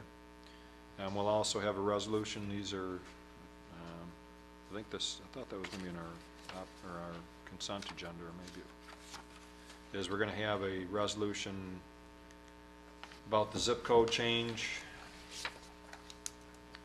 And then, we're going to talk about future agenda items, and I know May I that. ask the question, Mr. Chair? Sure. What prompts this zip code change? It's something that has been going on for at least since I was on the board, with the previous board, and it's prompted, there's actually two areas of the township. The one area actually made a legal challenge and fell short of going anywhere, and that was in the south part of the township. That if you go south of Baldwin Road, you have a Holly mailing address, and so a lot of people mistakenly think they're in Holly and they're actually in Grand Blanc. The north part of the township, in certain areas, it has a Flint zip code. The challenge is that you know, Flint Township, I think they have 7 zip codes. Mundy Township has half a dozen. We actually probably have fewer than most, but it does cause some problems with online maps, or you know, what have you. So I think it's the chamber, Miss Lane,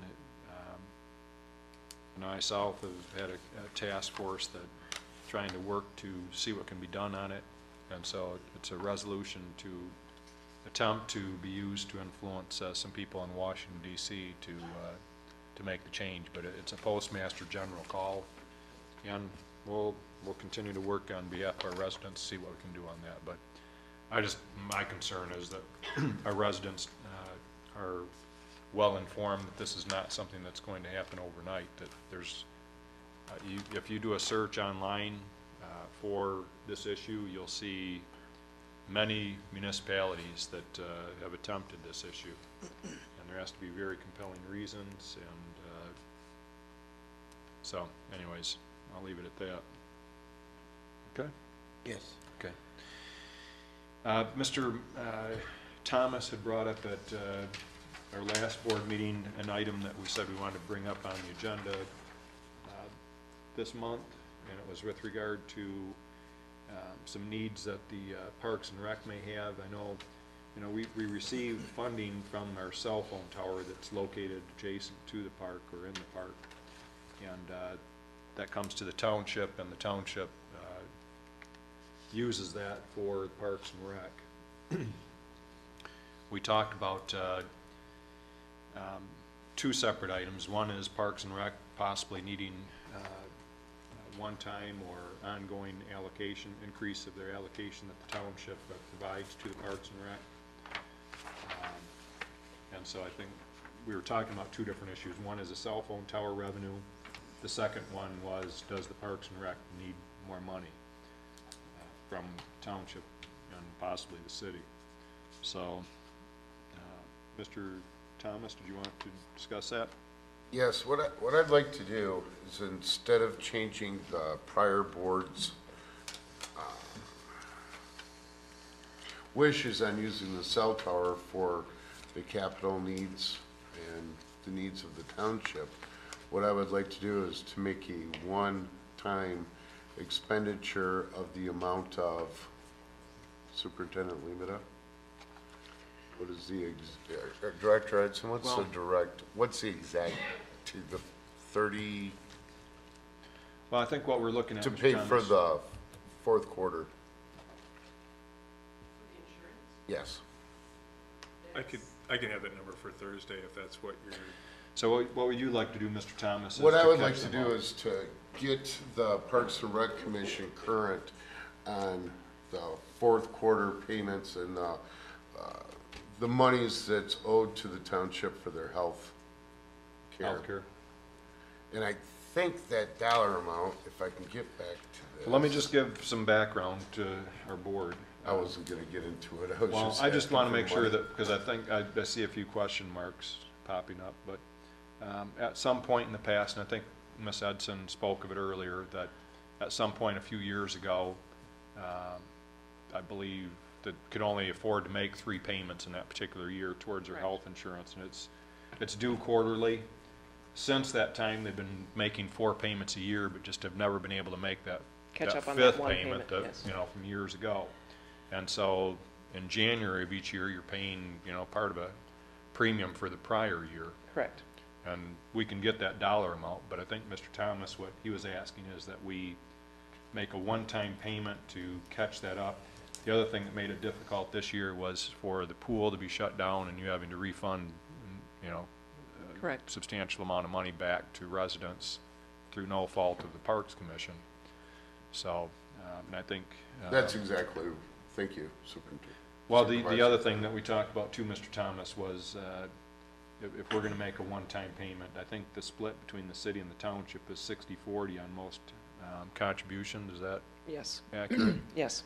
And you know, if it's the wishes of the board to say that we would put, you know, 60%, if the city puts up its 40, or, you know, I don't have any preconceived notions, but you know, we can talk about it here at the board. What I'd like to do is, if, yeah, exactly, and do you know the dollar amount? Not to the penny, but to, I Of think the we're, outstanding insurance of what payment. we owe to get into I the think it's bond. 13.5. 13.5. And if we, and then plus the 11, isn't there 11 in, wasn't there an 11,000 coming up in January? No, so okay, 13.5, and that would catch us up, and I asked Director Edson during her presentation if this has been corrected in next year's budget, and she said yes. Yes. So this would absolutely catch us up, and hopefully we won't fall behind. And that's what I'm asking, is for 13.5 within the 10%. With the city picking up. With the city picking up the 40%, but if the city doesn't pick up the 40%, I'd still like us to step up and take care of it. So, That is something, I'm sorry. Yeah, Ms. Lane? The executive staff, this morning, I heard about it for the first time, and I am certainly in concurrence with what Trustee Thomas and the executive group talked about today, and especially with Kay stepping up and making that adjustment in the 2019 so that they don't fall behind. They are important to our community and should be supported. Mr. Mansour? so I would support getting caught up on payments that you know, make us whole again. But I would expect the city to do their part.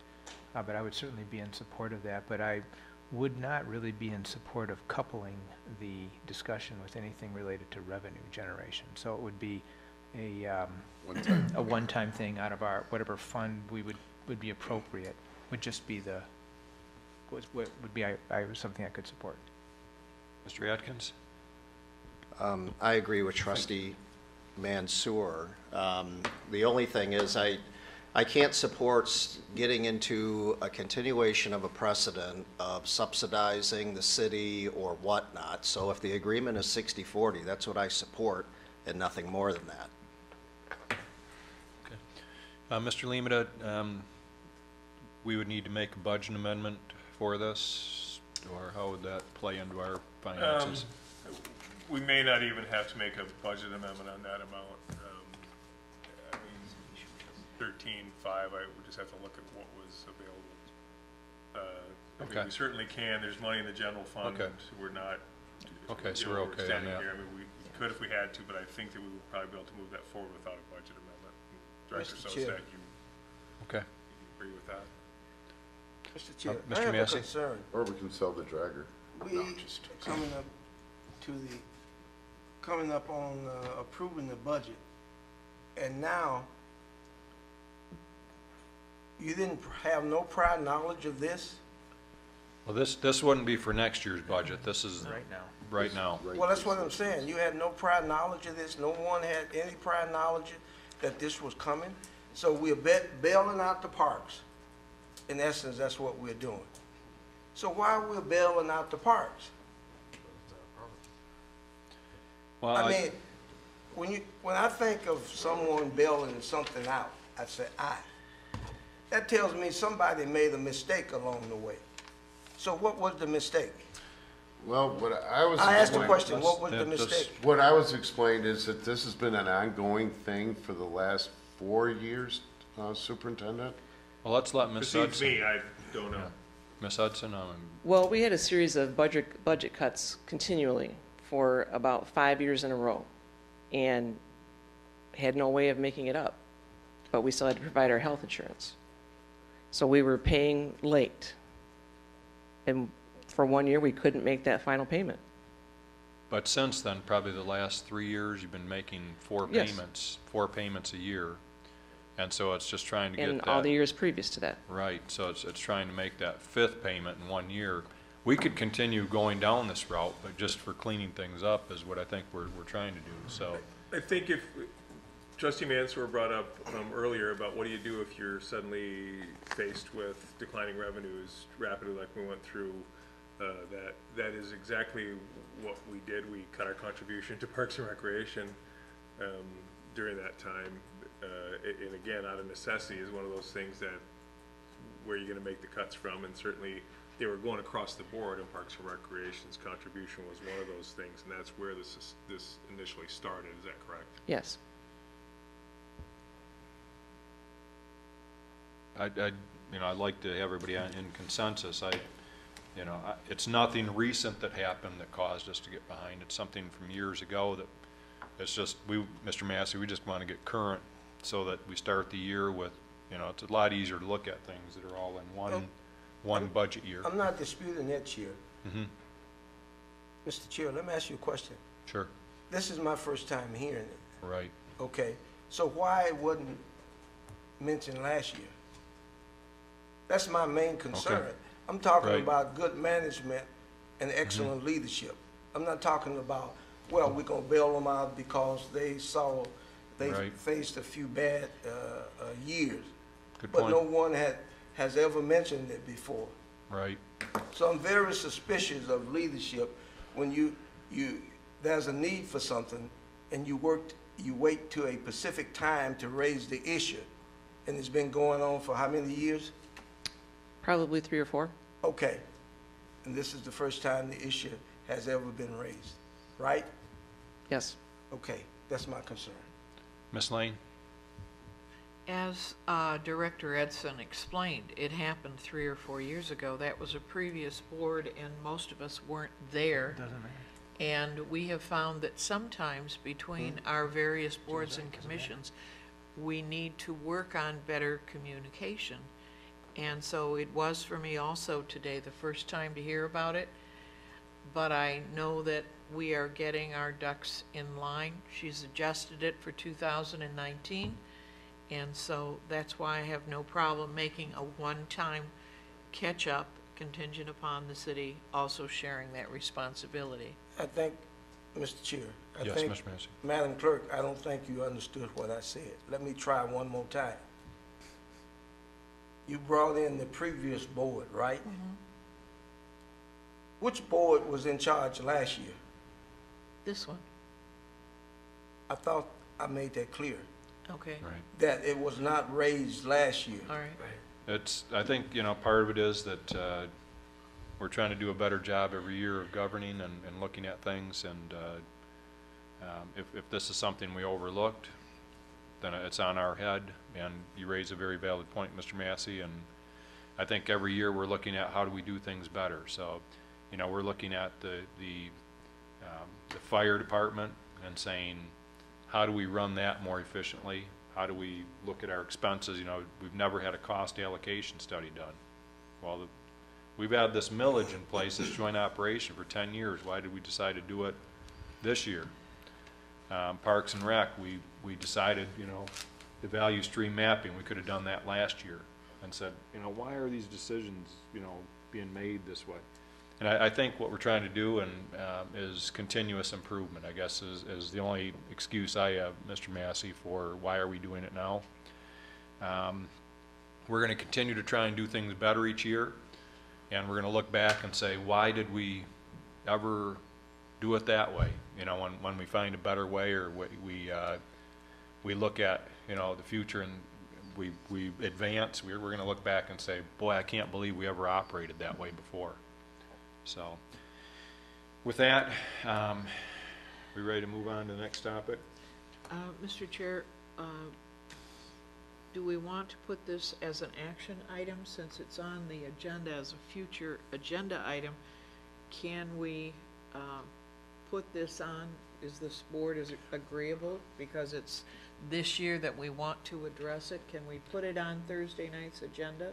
Wouldn't, if we had a consensus, wouldn't this be in Superintendent's Limita's spending package where he could just do it? I think Mr. Lehman has some input on that. So we Mr. put it Linda? into future agenda items for a couple of reasons. One, I have no idea where the board was going to go with authorizing us to move forward, not move forward, what the dollar amount was, do we need a budget amendment, you know, the cell tower fund, or not the cell tower fund. So there was no way to prepare it as an action item.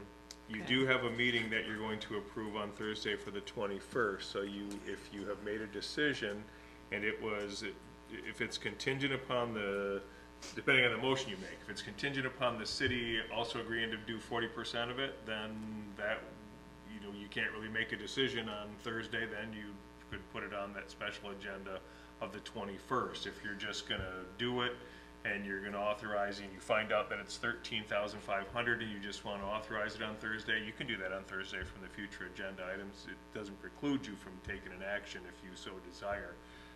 But we put it on the future agenda items after discussions with Supervisor Bennett, just because there was too much uncertainty for us to know whether it was an action item, whether it was not an action item, whether it was going to be an action item. So really, it's up to it depends on where you guys go with it on Thursday. I'm not sure when the city has their next meeting. I don't know if this is something that Tomorrow night. Oh, is it? Okay. So we could communicate to them tomorrow, and I don't know if they can put it on the agenda last minute, but we can see. Mr. Okay. Chair, Yes. I support Trustee Mansour's. Okay. Motion. Yes. Okay, or his Whatever. point on it. It isn't a motion yet, but words. okay. All right. Very good. Okay. Thank you, Ms. Hudson. Future agenda items. It isn't on this agenda, but with regard to fire allocation study, Mr. Limita, would you like to just kind of briefly bring us up to date on that? Absolutely. We met on Friday afternoon with Jim Olson from MGT Consulting and went through the draft of the cost allocation study. Director Sostek, Supervisor Bennett, myself, and Chief Burdett. It looks, they were going to try to finalize it by early this week. Unfortunately, it couldn't be done in time for them to do a presentation for the board in December.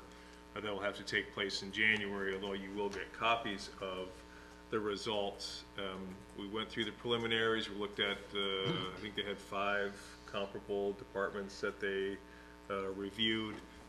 They're going to make a recommendation on moving forward on what may be a fair and equitable funding, but the biggest thing I think that came out of that you'll see when you get your copy is that there's about $276,000 of indirect expenses that the township has not been getting accounted for. There was about $9,000 from the city that wasn't being accounted for.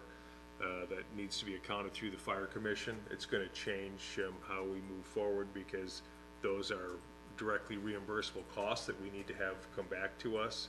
I think it highlights, and again, we'll wait till we get the final, but the preliminary showed that we were probably over paying about $118,000 per year since the last, this was just a snapshot of 2017, but it can probably be extrapolated back to 2010.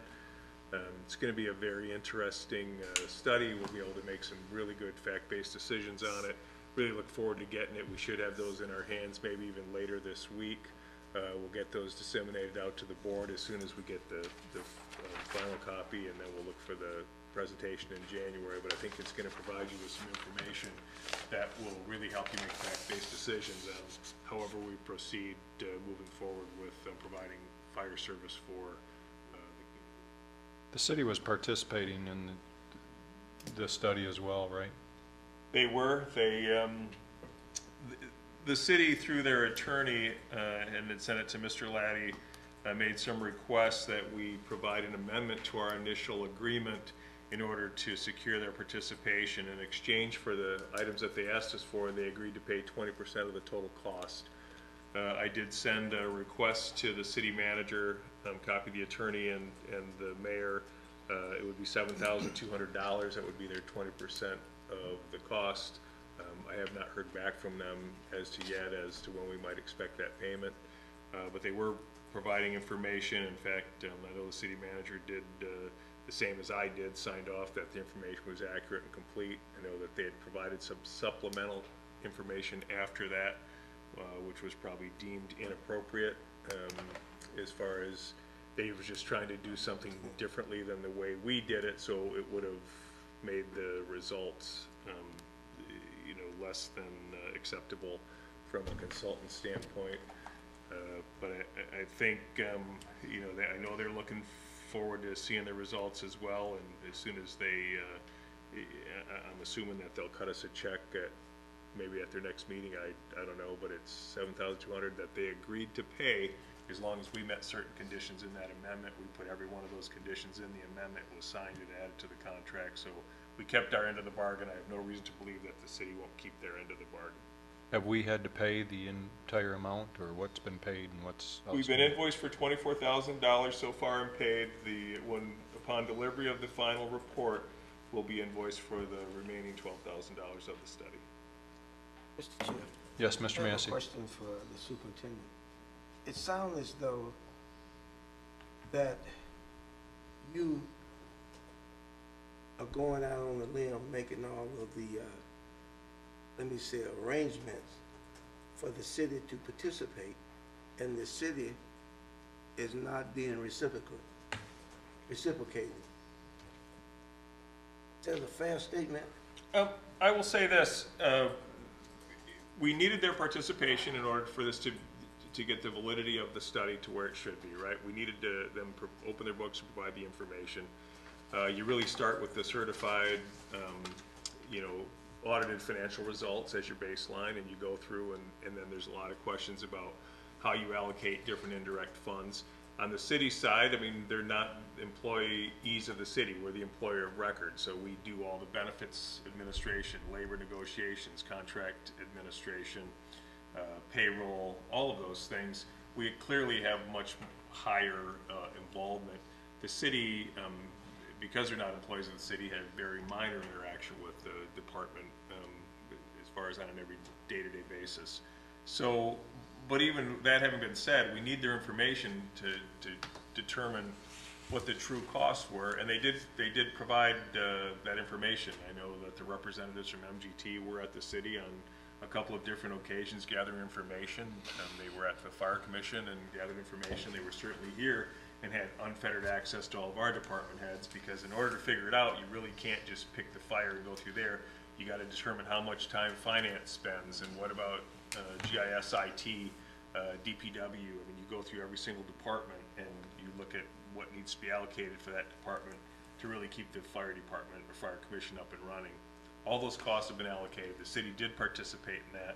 The very first meeting we held with MGT, I invited the city manager over. She brought along the mayor and one of the council members, so they could see that it was, you know, beyond reproach, above board. We weren't asking them to do anything other than to give us clear cost allocation studies so that we know exactly that we're recouping both direct and indirect costs of providing fire services to the community.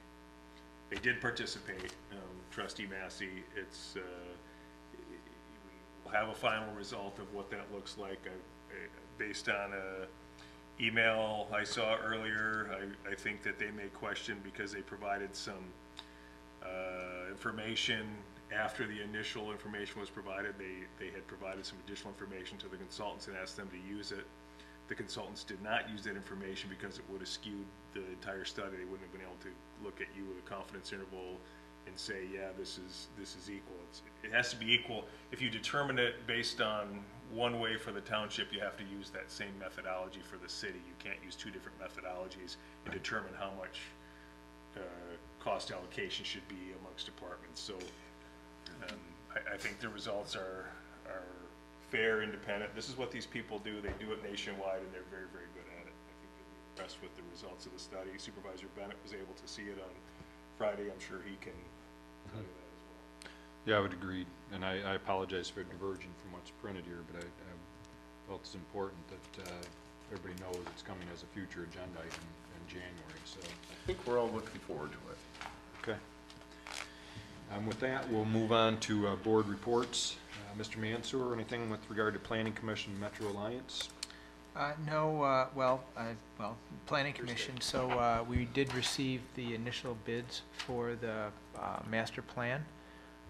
The range went from around $22,000 to $122,000. A small group of us, including Director Lloyd, Planning Commission Chairman Gellings, and myself, are on to review.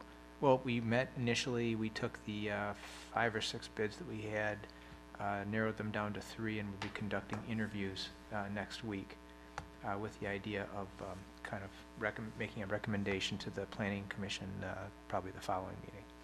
Very good. So that's moving right along. I was not able to attend the Metro Alliance meeting this month. Are you also doing something with regard to signage with Planning Commission? Or? Yeah, so there is an initiative coming through the Planning Commission having to do with signage. We have a pretty, and Councilor Laddie was there talking about it as well. We have a pretty stringent requirement in terms of our sign ordinance, and it's basically 100 square feet. You'll of course correct me if I'm wrong on this, but 100 square feet is kind of our normal maximum. But when you talk about extra large structures and how they're positioned vis-a-vis the road, then that kind of signage doesn't really work, because the perspective that you get, I mean, you put a 100 square foot sign on the top of Genesis and it doesn't do anything. So there's some work underway to kind of create an ordinance that gives that kind of scaling ability. But that's still work to be accomplished. Okay. Yeah. Very good. Mr. Thomas, Parks and Recreation? Nope. No report. Okay. Mr. Massey, Fire Commission? Nothing at this time. Okay. Mr. Atkins, anything with Zoning Board of Appeals? Nothing to report. What color did the greens paint their barn? Mr. Guzak? Nothing to report. Okay. Ms. Lane? This past Thursday, we were one of 8 communities in Genesee County selected by the state to be audited using their new standards, and we passed. I have a question. Mr. Mansour? Supervisor, So Clerk Lane, I have two questions for you. This is kind of wraps back into to the distributed packet. So in the board packet that was distributed, you included calendars for 2019. Yes, sir? Is there a need or a desire to adopt those? We typically do. We have in the past adopted them because I published them in the newspaper. So is now the time that we would consider that, or a different time?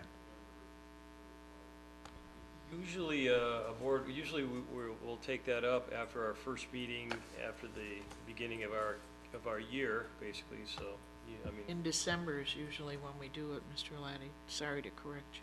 well, then it would be a good, I think you should at least adopt the township board calendar for Okay. the future year. So, There's a few commissions and what have you that we don't necessarily need to vote on, but we could the maybe put board that on the calendar. agenda for, okay. And then the other question I had is I was going back and kind of reflecting on the agenda here. We have a couple of different policies that we're looking at. One's a credit card policy, the other one's a fixed asset capitalization policy.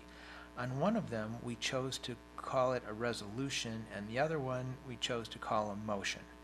So I'm wondering what the guideline is, and maybe clerk can help Good me point. with that, or someone else. That's, Mr. Mr. Limita? Lemata does the agenda, so that would be. Okay, sorry. A Mr. resolution Lemata? is required by statute for the credit card policy. It was just in the Okay. Public Act 266. Otherwise, normally they just require a motion, but certain ones will require a resolution Certain by statute. policies of the township require resolutions. Because that Interesting. credit card policy is required for all municipalities to have, all governmental agencies By have to state have a credit statute. card policy. Is it a state statute, Mr. Limita, that requires that? Right, you Yeah. have to have it, so in there, very specific, you have to adopt it by resolution, and it has to include these things. Okay, thank you. I'm next on the list here for reports, and policy, you know, is something that is critical, especially with us having one employee being a superintendent, and I'd like to take one of our meetings in January maybe, and maybe it's our fourth Tuesday, I'm not sure, but I'd have to look at the calendar, but spend some time looking at policy and talking about it. One of the previous boards talked about policy governance, and I'm familiar with a couple of organizations that use it, and anybody who's process-driven will find policy to support. You know, for example, right now, Mr. Limita, you know, is reviewed annually. If there was objective criteria that all of us could go through and say, did he follow this policy, did he follow that policy? These are the things that we want to accomplish. We can base that evaluation on those types of things. A board member comes to Mr. Limita and asks, hey, I would like you to do this. Well, what is the board policy on that? You know, because even if it's me, I can't go to Mr. Limita and say, hey, I would like, you know, this done and that done. Well, what does a board policy say on this? I would like to take one of our meetings, if permissible by our board, and spend some time reviewing what policies we have, but also look at how we might be able to more effectively use policy to help Mr. Limita to be successful in what he's doing here, and also to elevate our board discussions so that we're focused on future, where the future is going with our township, and leave the more, you know, I guess, you know, we say that we want Mr. Lima to be in charge of day-to-day operations, but I want to make sure our policy reflects that, and maybe there's some holes in that. So I'll be proposing that in January, that we spend some time on that. Mr. Chairman, Okay, just one yes. note on our discussion about meetings. I'm looking at the Open Meetings Act, 15265, Section 2. For regular meetings of a public body, there shall be posted within 10 days after the first meeting of the public body in each calendar or fiscal year a public notice stating the dates, times, and places of its regular meetings. So after the first of the year. Okay, thank you, Mr. Ladd. So we can still adopt it. You can, All right. sure. Yeah. Yeah. So, Mr. Laddie, anything to report? No, sir. Mr. Limita? No, I think we covered everything. Okay. I'd like to make a motion that we adjourn. I oppose, no. I stole that. That's the first time in 2 years. You realize that's the first time in 2 years. I didn't hear a second, though. I'll support it. A discussion? All in favor? Discussion. Did Mr. Lehman have a chance to talk? All opposed? During All right, thank you. discussion, that was the first time in 2 years, Al.